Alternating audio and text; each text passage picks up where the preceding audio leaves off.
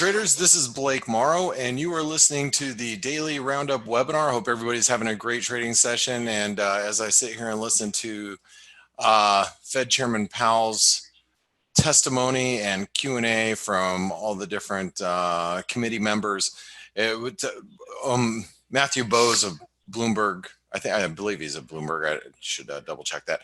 He's he made a good point that wow, I can't believe no one's really talked about monetary policy or rates. And, because of that, the dollar's been pretty quiet. Although the euro dollar continues to edge up a little bit, and that we have to keep in mind, especially if you're trading the euro on the short side. And the reason why I want to point that out is because, as you can see, the daily candle is developing a hammer. But more importantly, it's developing a hammer, which could be, signaling a near-term bottom, especially if we close the day on the highs. The fact of the matter is that we're at 127% extension of the November to December move. Okay, you can see that comes in at 109.08. So we're now trading above that. And we're also trading above the recent multi-year lows. All right, so the risks of a bigger bounce from these levels are going to make more sense from a technical perspective, because shorts will be like, well, look, I'll just short, I'll cover up here and I'll short more if we break, I'll short it again if we break below 108.80, because then the risk reward makes sense, or taking some profits. The other thing is, you're going to get some traders that are like, okay, I'm going to cover some up down here as we're approaching key support. That's not to say that we won't eventually break down. One of the things that I would be thinking about is, near term, if we do get a bounce, let me see if I can draw this out for you.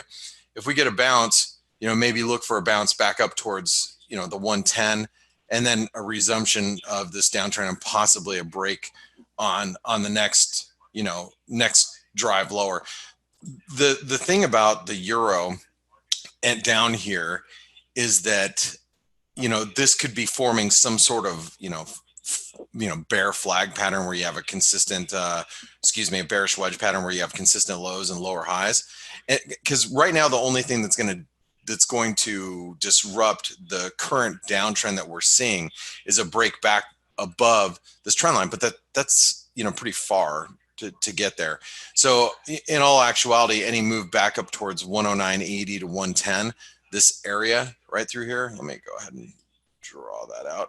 This area is probably going to be used as a selling opportunity near term. Oops, that I didn't want to do. That I wanted to do. So any move, like I said, back up here, you're going to find sellers on rallies. Now, the euro, like I said, we're near our highs of the day. So I think where we close today is going to be pretty important. After having, this would have been the 7th down day in a row. After having 6 down days in a row, it makes sense that we have a bit of a bounce, but the bounce, I'm assuming, is going to be fairly limited to, like I said, 109.80, maybe 110. And really, in all actuality, any move back up towards 110.30 is going to find, some serious selling. But that's if we don't break through these lows. But let's take a look at some of these other pairs, because there are signs that the dollar could be turning a little bit. So, you look at the cable. Cable had a false breakdown. We broke through these lows at the end of the week. And I felt this way, but I thought, and I'm sure the rest of the market felt, oh, all right, we closed on our lows. The cable's going to probably drop back towards the 200-day moving average. But what we ended up doing is creating some sort of false breakdown. Is the cable out of the woods yet? No, I don't think so. But that doesn't mean that we can't risk bouncing back up towards the 50-day moving average, maybe a little higher, maybe to reach some sort of, downtrend line that looks like that. So, rallying back to 131 wouldn't be out of the question, especially after having a false breakdown. You take a look at the Aussie dollar. The Aussie dollar, we had a 10-year low, and now today we're bouncing. We are probing the downtrend line. Let me move this over a little bit as I zoom in. So we've probed the downtrend line, really a close above, 67.25, which is only 10 pips away. A close above 76.20, 67.25 would be bullish near term. It would be. Now, let's talk a little bit about the Aussie for a second, just because, if you've been watching the, oh crap, I forgot what the coronavirus is now called. The COVID, I forget, whatever acronym they decided to use now, starting today, the official acronym is. I'll have it down probably by the time it has completely been worked out of the system. I'll probably figure it out. I'll have it down so I'll be able to remember for you guys. But no, in all actuality, the numbers, if you watch the numbers, they look like the numbers that we get. They look like they're leveling off, but also keep in mind, the CDC isn't even allowed in the US. The WHO just got into, or excuse me, CDC is not even allowed into China.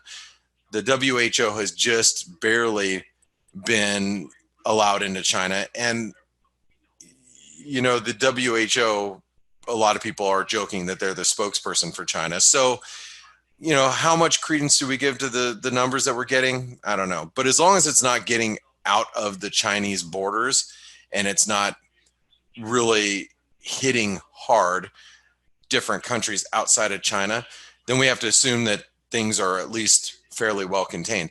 If that's the case, the Aussie could be a beneficiary of that. So watch the Aussie carefully, especially if we start getting above this trend line.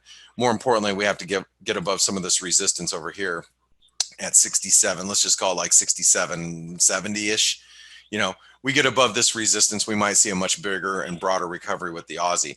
Now, are we in a downtrend? We're in a severe downtrend. Did we just hit 10-year lows? We did. So any type of recovery in the Aussie will probably be met with a lot of selling. My 2 cents would be, especially, is any move back towards this trend line or this breakdown point, the previous neckline of the head and shoulder pattern.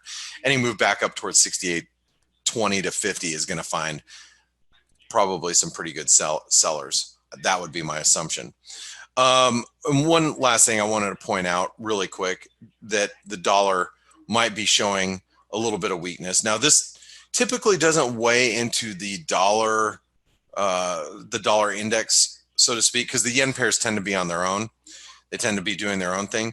However, the dollar yen, we rallied to 109.96 this morning. So just shy of that multi-year trend line, right? Just shy of that multi-year trend line. We came right up to it and basically came off a little. Obviously, if we get back below 109.50, which if you guys listen to me on the face webinar, you know that that's the number that I'm looking at. We get below that level, and then you're probably going to see a little bit of more aggressive selling, and that would also signal to us that we might have some dollar weakness coming, whether it comes in the form of Euro rally or the Aussie rally or cable rally. I don't know, but it would weigh in on the at least on the dollar index itself. I got one question from Shabab about gold. I'll address that really quick, and then I'll let you guys go. So gold, gold's come under a bit of pressure today. I think we're in a triangle pattern. So we're confined really to this triangle. Support right now comes in at, let's call it 1552. Resistance at 1570 or 1582, excuse me. So it's a 30-point range in a very bullish trend. So, I'm not getting excited about it unless we break out of this, out of this triangle. Remember, we do have a longer term pennant that's formed, which is a bullish sign.